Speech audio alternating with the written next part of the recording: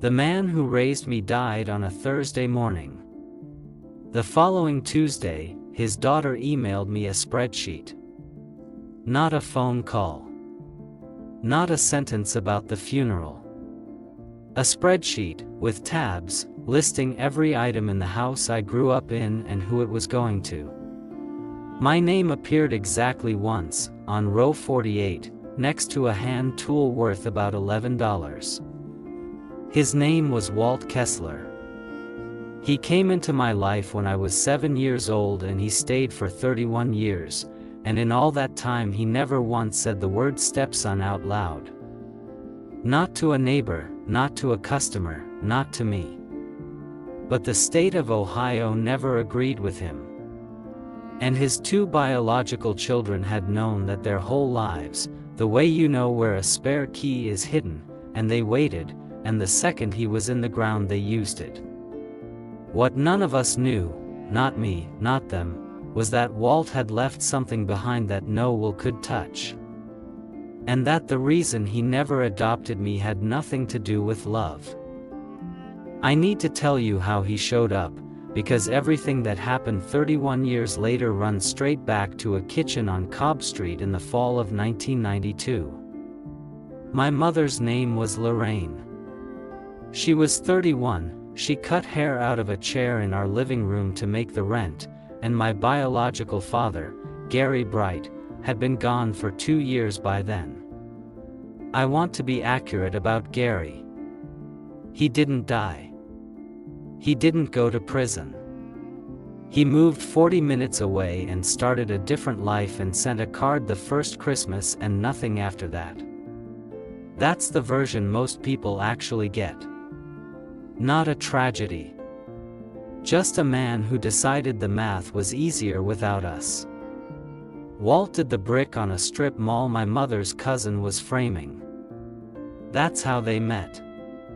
He was 38, divorced 2 years, a mason with his own outfit, and he had hands like something out of a museum, split knuckles, mortar burned into the creases, a thumbnail that never grew back right. Here's my first real memory of him. Not romantic. Not a movie. He came to pick my mother up for dinner and I was sitting on the front step with a bicycle chain in my lap because it had come off and I couldn't get it back on, and I'd been at it for maybe 40 minutes and I was at that specific kind of 7-year-old furious where you're 2 seconds from crying and you'd rather die. Walt looked at my mother and said, "Give me a minute."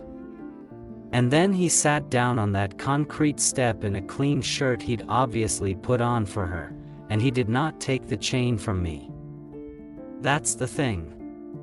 He put his hands on his knees and said, "Turn the wheel toward you." No, toward you. There you go. Now walk it up. I got it on myself.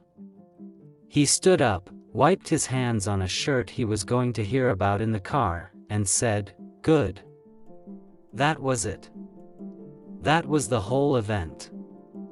I have had 200 conversations with therapists and old friends about my childhood, and I always come back to that step. Because every man my mother had brought around before him wanted to be the hero of that bicycle chain.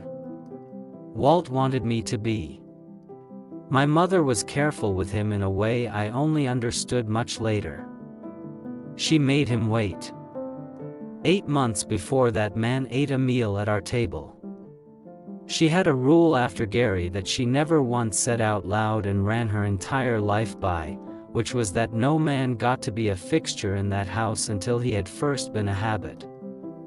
I've since learned that half the single mothers in this country run some version of that same rule, and that it isn't caution. It's a woman doing risk management with her kid's whole life sitting there as the collateral. They married 11 months later at the courthouse in Fenn County with 6 people there. I wore a clip-on tie. I remember being told I could stand up front with them and not fully understanding why that was allowed.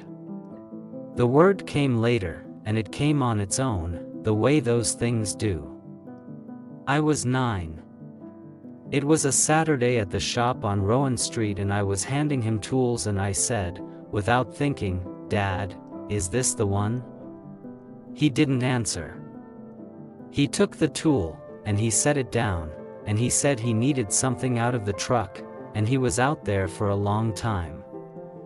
Long enough that I got scared I'd broken something.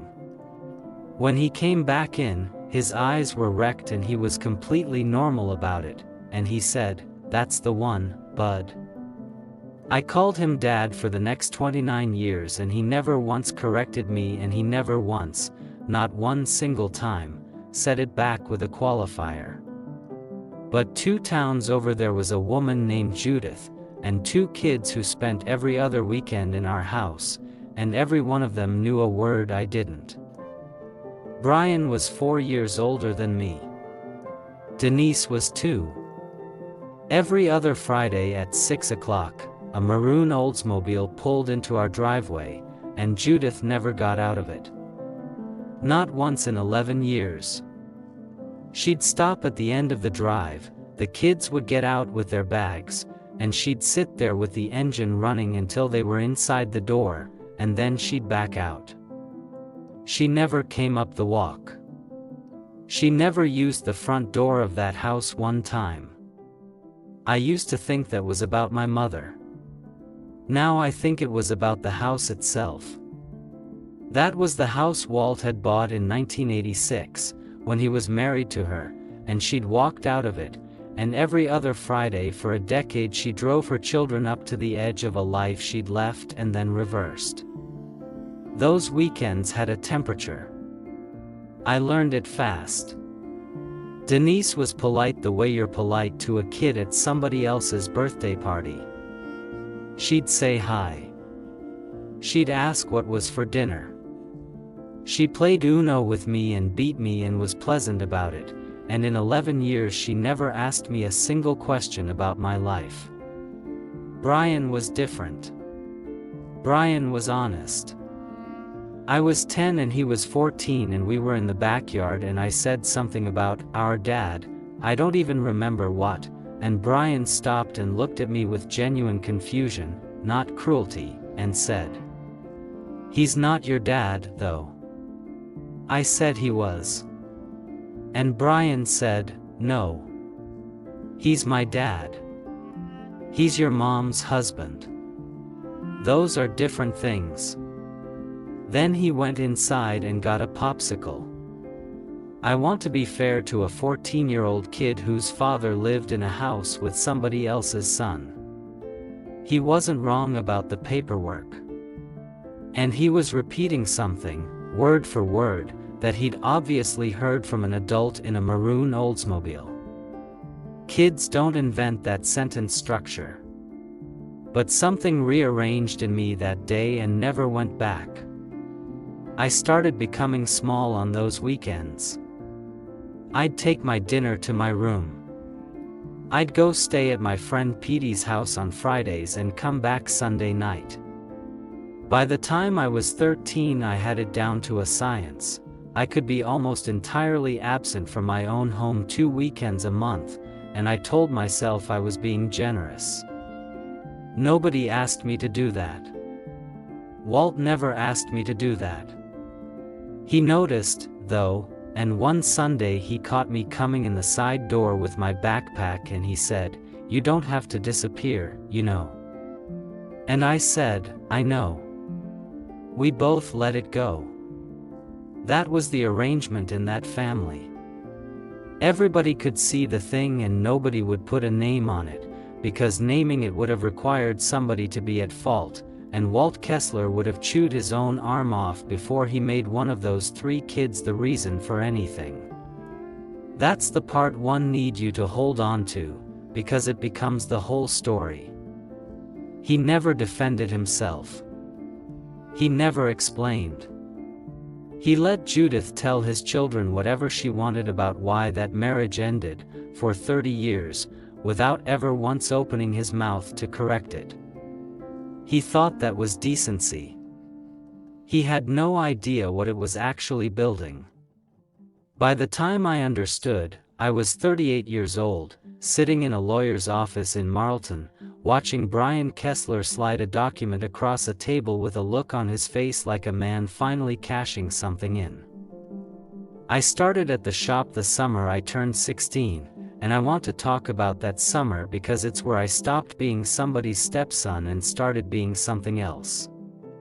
Kessler Masonry was 2 acres on Rowan Street with a block building, a gravel yard, a forklift older than me, and a hand-painted sign Walt's father had lettered in 1961.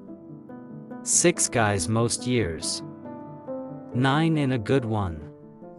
Hollis Pruitt had been the foreman since 1979 and had a cough you could hear from the road. Walt did not go easy on me. I want that on the record, because people hear stepfather and picture something soft.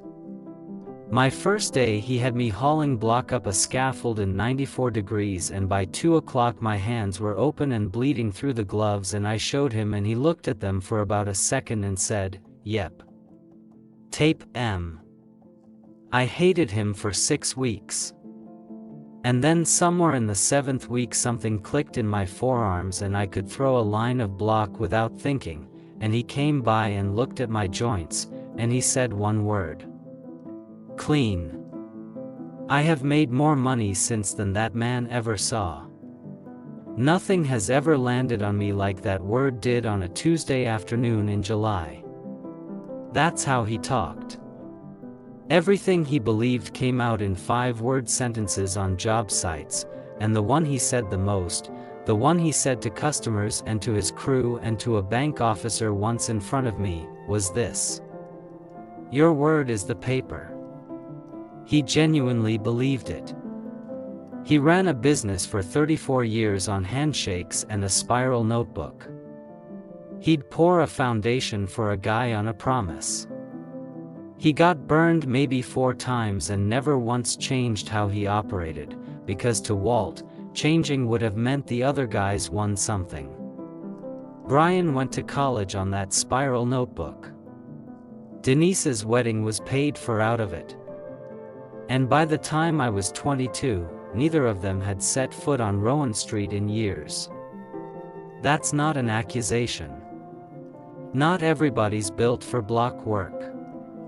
Brian went into commercial insurance, then something with claims adjusting, then something I never fully understood that involved a lot of email. Denise married a man named Kurt who sells medical equipment and moved 90 minutes away to a subdivision with a gate. I stayed. I stayed because I loved it and because I loved him and because, if I'm honest with you, some part of a stepkid never fully stops auditioning. My mother died when I was 27. Ovarian, 11 months, 58 years old. I'm not going to spend long there, because I still can't. What I'll tell you is what happened after, because it's the hinge of this entire thing. At the funeral, Brian and Denise came, and they were appropriate, and Denise brought a plant. And afterward Brian put a hand on my shoulder in the parking lot of the Riverside VFW and said, "Sorry about your mom. Your mom." And then everybody drove home, and the last legal thread connecting me to Walt Kessler was gone. Because that's what a stepson is, in the eyes of the state. You're a relationship that runs through somebody. When she died, the connection was severed on paper the same day it was severed in that hospital room. Walt and I had 14 more years after that. Just us. Sunday dinners, 400 jobs, my wedding to Aaron, the birth of my son Charlie, who called him Grandpa Walt from the first word he ever put together. 14 years, and neither of us ever said the word will. Not once. And I've thought about why for a long time now, and I think it's because we both believed the same stupid, beautiful thing. That the paper had already been settled by everything else. The stroke came on a Wednesday in March, in the yard, at 7:40 in the morning. Hollis found him against the tire of the forklift. He lived 26 more months. If you have ever taken care of a parent through a long decline, you already know most of what I'm about to say, and you know it in your body, not your head. The rest of you, I'll be brief and honest. It's not dramatic. That's the thing nobody prepares you for. It's a spreadsheet of small indignities. It's a ramp you build yourself on a Saturday because the quote was $4,000. It's a shower chair. It's learning the difference between the aid who's good and the aid who's cheap.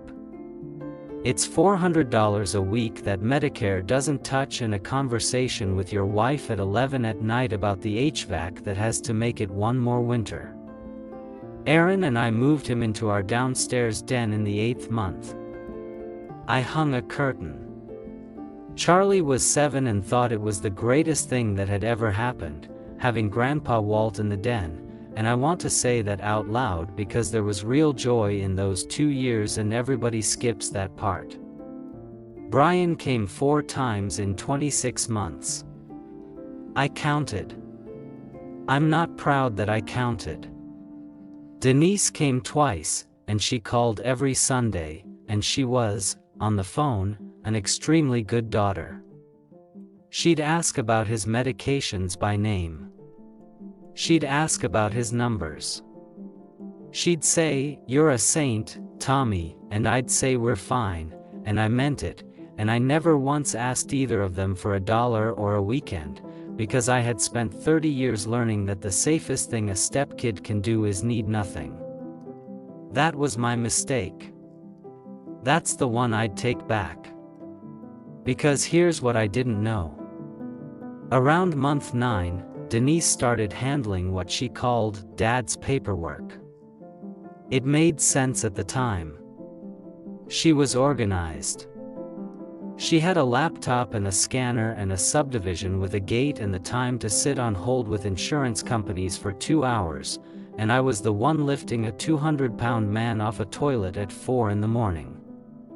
We split the labor by what each of us could stand. She got the power of attorney in month 10. I signed off on it myself. I was in the room. I thought it was a kindness. Walt got some of his speech back by year 2. Not all. He'd lose nouns. He'd get stuck on a word and hammer at it and get furious, and the thing that came out clean, always, when nothing else would, was work. He'd say, Rowan Street. He'd say, the yard. Twice in that last year he grabbed my wrist and said, "You got it. You got it, right?" And I'd say, "Yeah, Dad. I got it." I thought he meant the business. I thought he was asking whether I was keeping the crew working. He wasn't asking. He was telling me. And I nodded at a dying man twice without understanding one word of what he was actually saying, and it cost me 11 months of my life. He died on a Thursday morning in October with me on one side and Aaron on the other and Hollis Pruitt standing in the doorway with his hat in his hands. Denise arrived at 4 that afternoon. Brian the next morning. And 14 months before that Thursday, 14 months, right in the middle of the stretch where he couldn't reliably find the word for spoon, somebody had driven Walt Kessler to a lawyer's office in Marlton that he had never used in his life and had a new will drawn up. The funeral was at Riverside VFW because that's what he wanted, and it was packed. 200 people, half of them men in clean jeans who had worked for him or with him or under him. Hollis spoke. I spoke. Brian spoke about a fishing trip in 1997. And it was fine. It was genuinely fine. Grief makes people behave for about 72 hours. Denise handled the food. Brian handled the flag, because Walt had done 2 years in the army in the 70s and I had never in my life heard the man mention it.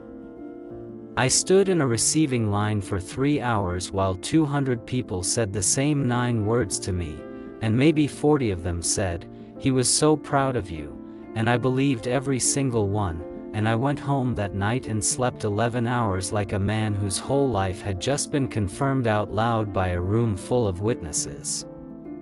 The spreadsheet came Tuesday. Subject line, Dad's house, inventory and distribution. Denise had gone through that house room by room with her phone, and every item was on it, and the 2 right-hand columns said B or D. Row 48 said, trowel, fathers, sentimental, T. I sat at my kitchen table and read a spreadsheet about the contents of my own childhood bedroom, and I did not feel angry. I felt something much worse. I felt embarrassed. Like a man who's been at a party for 30 years and just found out he was never on the list. The reading was that Friday, at an office on 4th Street. Marcus Delgado, estate attorney, maybe 50, decent man, the kind who has clearly done this 3,000 times and still hates one part of it. The new will was dated 14 months before Walt died. The house on Cobb Street, to Brian and Denise, equally. The accounts, all of them, Brian and Denise. The truck, the retirement, a life insurance policy I didn't know existed, Brian and Denise. And then, in a paragraph near the bottom, in the specific bequests. To Thomas Bright, my father's masonry trowel. That was it. That was the whole sentence. One item. $11 of steel and a wood handle worn down on one side from 60 years of one family's grip. Delgado read it and then looked up at me with an expression I'll remember when I'm 80. Not pity. Something closer to warning. Brian said, "So that's clean, then." And Denise said, and I want you to hear the exact wording, because I've turned it over 1,000 times, Denise said, "We wanted to make sure Tommy got something meaningful." Meaningful. Row 48. I asked the only question I had. I asked when it had been signed, and whether Walt had gone in alone. Delgado said the will was executed on a Tuesday in August, and that Mr. Kessler had been accompanied by his daughter. I looked at Denise and she held it. She didn't blink and she didn't look away, and there was nothing on her face at all, and I understood that she had rehearsed this exact moment for over a year. And that's when Brian stood up, put his jacket on, and said the sentence that broke this entire thing open, not because it hurt, but because it didn't make sense. He said, "Look, Tommy. Nothing personal. But you're not his kid. And after what he did to our mother, we're not giving her house away to Lorraine's son. Her house. What he did to our mother." I sat there in a conference room on 4th Street and realized that my brother, and he was my brother, whatever the state of Ohio thought, had spent 31 years operating on a piece of information I had never heard in my life. Something had happened in 1991. And every person who knew what it was had spent 3 decades protecting somebody by not saying it. Here's what Brian and Denise grew up believing, and I got it straight from Denise on a phone call 2 weeks later, because she was too proud not to explain herself. The story was, Walt met Lorraine while he was still married. He carried on with her. Judith found out, the marriage ended, and Walt moved a hairdresser and her kid into the house he'd built a family in. That's it. That's the whole architecture. 31 years of every other Friday resentment, one popsicle-eating 14-year-old in a backyard, and a woman who wouldn't walk up her own front walk, all of it standing on that. And Denise said it to me on the phone with total calm, like she was reading off a card, and then she said, "So you can understand why this isn't personal." I want to tell you I lost it. I didn't. I said thank you for telling me and I hung up, and then I did the only useful thing I have ever known how to do, which is go find out. It took a weekend. My mother started renting the chair at Bev's on 6th Street in August of 1991. I have her business license copy. She met Walt in October of 1992 on that strip mall job, and I know that because she wrote it in the front of a recipe book that I have in my kitchen right now, in her handwriting. Met W. 1090 seconds. Walt and Judith separated in June of 1991. 14 months. 14 months before my mother and Walt Kessler were ever in the same room. And it gets worse, and I'm going to say this part carefully because Judith is alive and she is 78 and she is somebody's mother.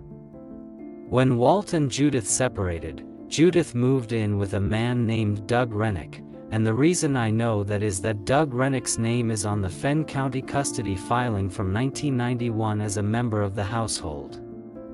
The document is public. Anybody could have pulled it.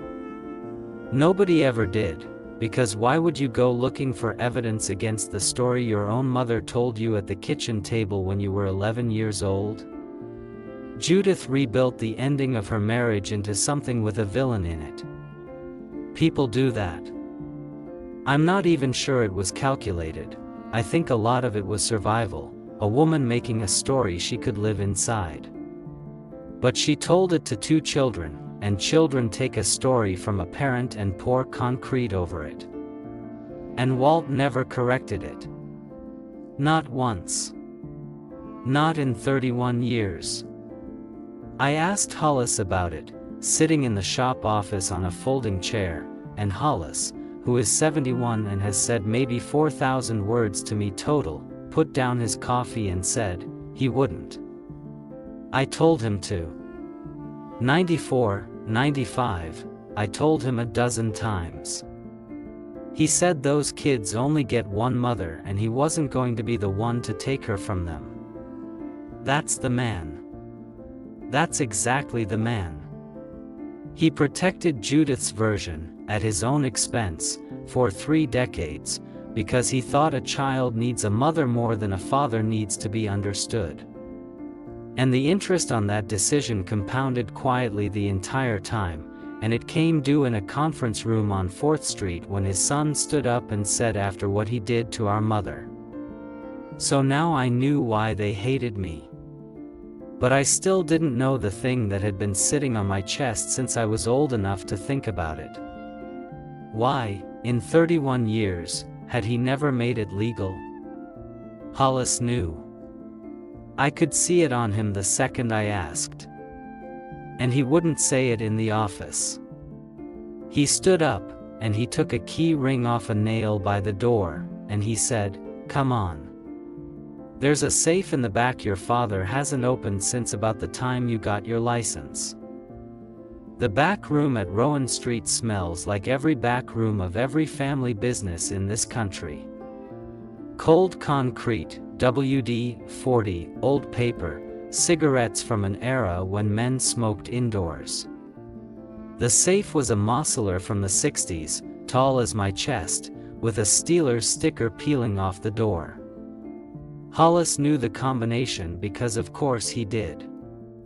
Inside, a stack of spiral notebooks going back to 1979. A pistol Walt never once mentioned. 2 bearer bonds from 1988 that turned out to be worth about $900. And a manila envelope, unlabeled, soft at the corners, with a rubber band around it that broke when I touched it. I opened it standing up. I sat down halfway through. The first document was from the Fenn County Court of Common Pleas, Probate Division, dated April of 1993. In the matter of the adoption of Thomas Gary Bright, a minor. Petitioner, Walter J. Kessler. He had filed. 8 months after marrying my mother, when I was 8 years old, Walt Kessler had walked into a courthouse and started the process of legally making me his son. There was a home study scheduled. There was a filing receipt, $68, stamped. There was a handwritten note from a lawyer named Ellsworth with a phone number that hasn't existed in 20 years. There was a form where he'd had to list my name and my date of birth and my biological father's last known address, and I recognized my mother's handwriting on part of it and his on the rest, and I sat on a bucket in that back room and looked at the two of them filling out a form together at a kitchen table in 1993, and I could not breathe right. There was a photograph paper clipped to the home study form. Somebody at the county had asked for one. It's me and him in the yard on Rowan Street, taken by my mother, and I'm 8 years old holding a 4-foot level that's nearly as tall as I am, and he's crouched down beside me with one finger on the bubble. That's the picture a man hands a court when he's trying to prove that a relationship exists. He had every photograph in that house to choose from, and he picked the one where he's teaching me something. And then, in the same envelope, 3 pages further in, entry of dismissal, petitioner's motion to withdraw. Granted. July 1993. 3 months.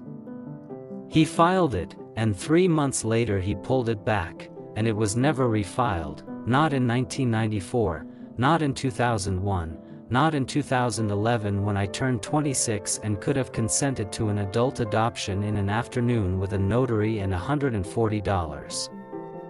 I did the math right there on the bucket. 30 years and 2 months between that dismissal and the Thursday morning he died. 11,000 days he could have walked back into that courthouse. He never did. And he never once, in 11,000 days, behaved like a man who hadn't. I said, out loud, to nobody, why? And Hollis Pruitt, who had been standing in that doorway the whole time with his hat in his hand exactly the way he stood in my den the morning Walt died, said, because she made him pick. I turned around.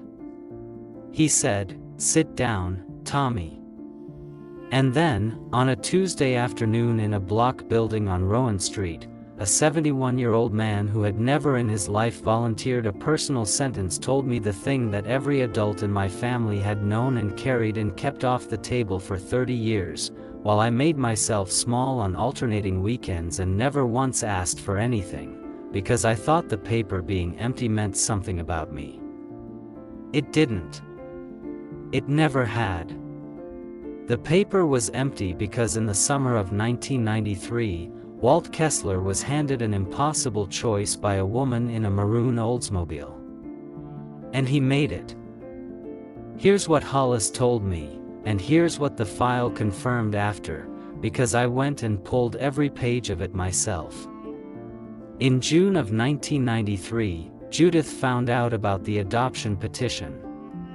Fenn County had to serve notice on the biological parent, Gary Bright, and Gary, who had not called me in 3 years, did something Walt didn't expect.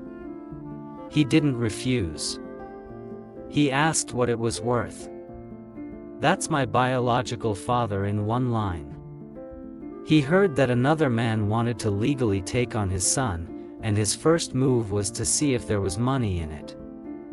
Hollis said Walt came into the shop that week and put his fist through a section of drywall in the office and then patched it himself that afternoon and never spoke about it again.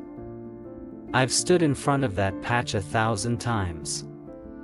It's about 8 inches square and the texture doesn't match, and now I know exactly what it is. Walt would have paid. He'd have paid anything. But then Judith got involved. And Judith did not want money. Her position, delivered to Walt in a parking lot outside Denise's dance recital, was simple and it was legal and it had teeth in 1993. If Walt Kessler adopted Lorraine's boy, she would go back to court on custody. She would argue instability, a new marriage, a new household, a man taking on a fourth child while behind on his half of the orthodontia. She would fight for full custody and supervised visitation, and she'd drag it out, and Walt, a mason with a spiral notebook and no lawyer on retainer, would spend every dollar he had fighting a case that, in that county, in that decade, a mother won more often than not. She told him, "You can have that boy on paper, or you can have your own too." So my father sat in his truck outside a dance recital and did arithmetic that nobody should ever have to do, and he came to a decision. He kept all three of us. He withdrew the petition in July. He kept Brian and Denise every other weekend and every summer for the next 8 years. And he came home to a 9-year-old who called him Dad, and he said nothing, because what exactly do you say? I gave up making you legally mine so I wouldn't lose the other two. There is no version of that sentence you can hand a child. So he did the only thing he was built to do. He decided to make the paper irrelevant by outworking it. 30 years of showing up. 30 years of never using the word step. 30 years of teaching me a trade and paying for half my wedding and sitting in a hospital hallway when Charlie was born and being the second person on earth to hold him. He thought that would be enough. He truly did. He thought that if he built it well enough and long enough, nobody would ever be able to knock it down with a form. And I sat on a bucket in the back of that shop and grieved a man twice in 1 month, once for dying, and once for a Tuesday in 1993 when he was 39 years old and made the hardest choice of his life, and then went back to work and never told a soul except a foreman who kept it for 30 years. Then I looked back down at the envelope. Because there was one more thing in it, underneath the dismissal. It wasn't from 1993. The date on it was 2011. And it was not a will. It was an amendment to the operating agreement of Kessler Masonry LLC, executed on the 9th of February, 2011. Admission of member, Thomas G. Bright, 50%, membership interest. Signed by Walt. Signed by me. Because I had signed it. I remembered it the instant I saw my own handwriting, and I want to tell you how that memory actually goes, because this is the part that makes me put my head in my hands. It was a Wednesday. He came into the shop office with a folder and said the accountant needed some signatures for the insurance thing. I signed 4 pages in about 90 seconds. I was 26 years old, I had a truck idling outside, and my father had asked me to sign something. I didn't read one word of it. Underneath the amendment was the state filing confirmation. Underneath that was the deed. The 2 acres on Rowan Street, the yard, the block building, the sign his own father lettered in 1961, had been quitclaimed from Walter J. Kessler, individually, to Kessler Masonry LLC, in March of 2011, 4 weeks after he made me a member. Do you understand what he did? The house on Cobb Street was his. The accounts were his. Those went into a will, and a will can be redrawn in a lawyer's office on 4th Street by a man who can't find the word for spoon, with his daughter's hand on his elbow. But the shop was never his to leave. Not since 2011. It belonged to a company, and half of that company had been mine for 12 years, and there is no clause in any will in the state of Ohio that can reach across a membership interest and take it back. Denise had inventoried a house. She'd photographed every lamp. She'd assigned every chair a letter. And nobody in that family, not her, not Brian, not the attorney they drove Walt to, had ever thought to pull a business filing on a masonry outfit in a town of 11,000 people, because to them Rowan Street was just where Dad went. It was dirt and block and a forklift. It wasn't an inheritance. It was a job. To Walt, it was the only thing he had ever actually built. And there's something about men of his generation that I finally understood sitting on that concrete floor. My father did not trust wills. He'd watched his own father's estate go through Fenn County probate in 1988, watched it take 19 months and eat a third of a small farm in fees and filings and a lawyer in Marlton with a nice watch, and he came out the other side of that believing that anything you leave in a will is something you're handing to strangers to argue over. So he didn't leave me the shop. He gave it to me while he was still standing up, in a filing cabinet, with a state seal on it, 12 years early. And then he went back to work. And here's the piece that finished me. February of 2011. I looked it up that night, sitting on my kitchen floor with Aaron. Charlie was born January 30th, 2011. 10 days. 10 days after he stood in a hospital hallway in a work jacket and held my son, Walt Kessler drove to an accountant's office in Marlton and gave me half of everything he'd made with his hands. He couldn't give me his name.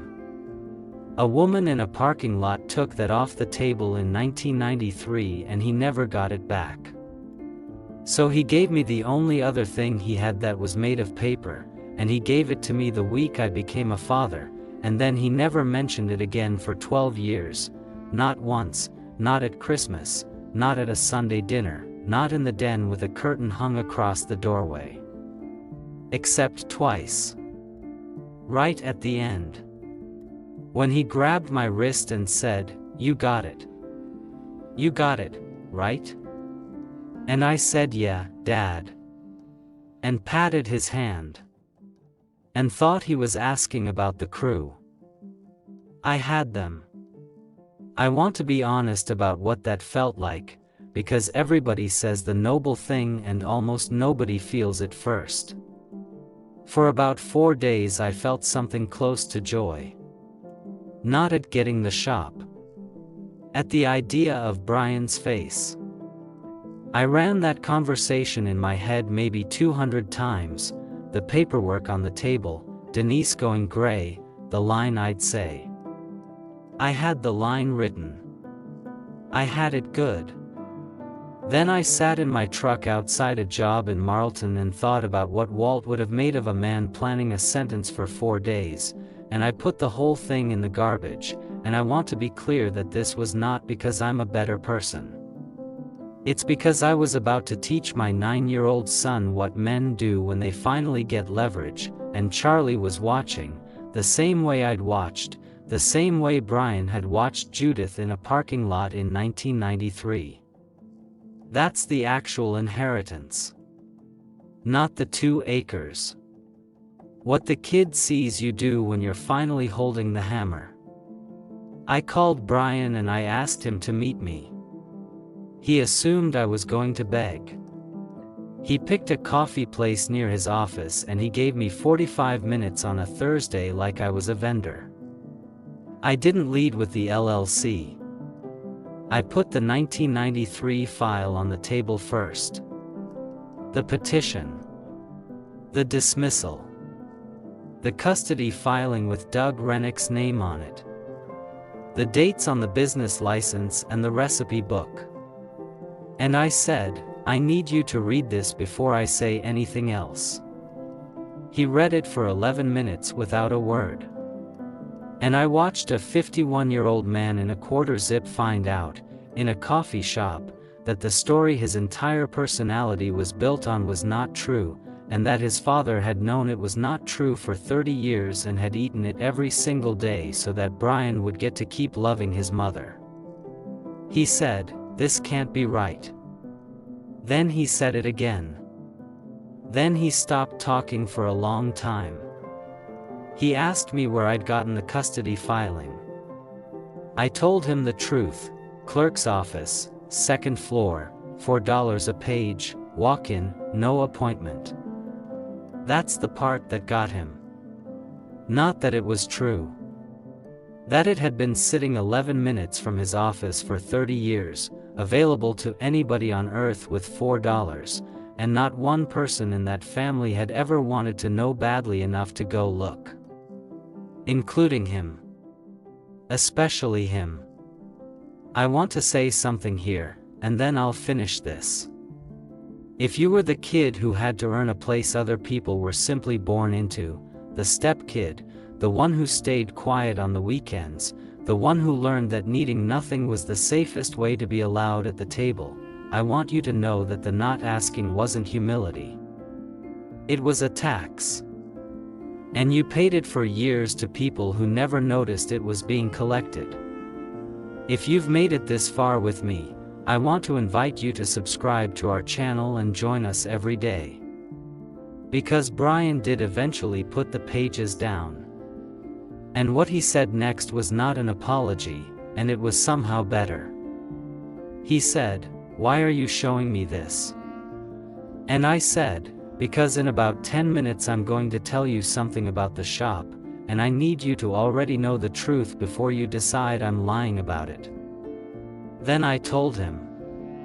All of it, flat, no speech, no line. The 2011 amendment. The deed. The fact that the 2 acres on Rowan Street had not belonged to his father since the year my son was born. He didn't get angry. That's what surprised me. He put both hands flat on that little table and looked at them for a while, the way his father used to look at his own hands at the end of a long day. And he said, "He never told me anything." 30 years and the man never told me one single thing. And I said, "He didn't tell me either, Brian." That was the first true sentence the two of us ever said to each other. Here's how it ended. I didn't contest the will. Not one line of it. Brian and Denise got the house on Cobb Street, the accounts, the truck, the policy. All of it. I signed everything they put in front of me and I did it in one afternoon. And I kept Rowan Street, because it was already mine, and because Walt had spent 12 years making sure it would be. Denise has not spoken to me since. She sold the house in April to a couple from Columbus. I drove past it once after the closing and there was a kid's bike on the porch and I decided that was fine. Brian and I talk about 4 times a year now. It is not warm. It's something else. 2 men who found out at 51 and 38 that they'd been handed opposite halves of the same lie and spent 3 decades holding it against each other. He asked me last spring what Dad was like on a job site. He'd never seen it. He asked good questions for about an hour. He hasn't asked Judith about 1991. I don't think he's going to. Some people choose the mother they've got over the one the paperwork describes, and I'm not the man to tell him he's wrong about that. Hollis retired in the fall. We put a new sign up on Rowan Street and it says the same thing the old one did, because I had the letter copy the 1961 hand. Charlie is 11 now. He comes on Saturdays. 2 weeks ago he asked me why the trowel is in a drawer in the office instead of in the truck with the other tools, and I got it out and put it in his hand. 64 years old. With handle worn down on one side, because Walt's father was left-handed and Walt wasn't and neither am I, and you can feel 3 men's grips arguing with each other in that piece of wood. Row 48. The item Denise called meaningful because it was worth $11. She was right. She just had no idea how right. That's the one thing in the entire estate that came to me the way a father hands something down, instead of the way a dead man's paperwork distributes it. Everything else in that will was written by lawyers. That line was written by Walt.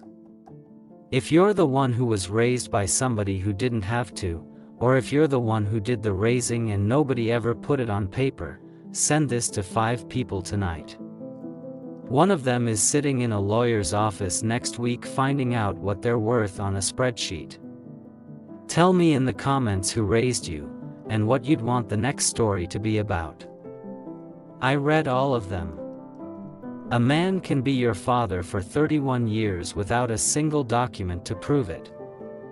And the day it finally mattered, it turned out he'd known that all along, and had gone out, 12 years earlier, and quietly built the proof out of the only material he ever trusted.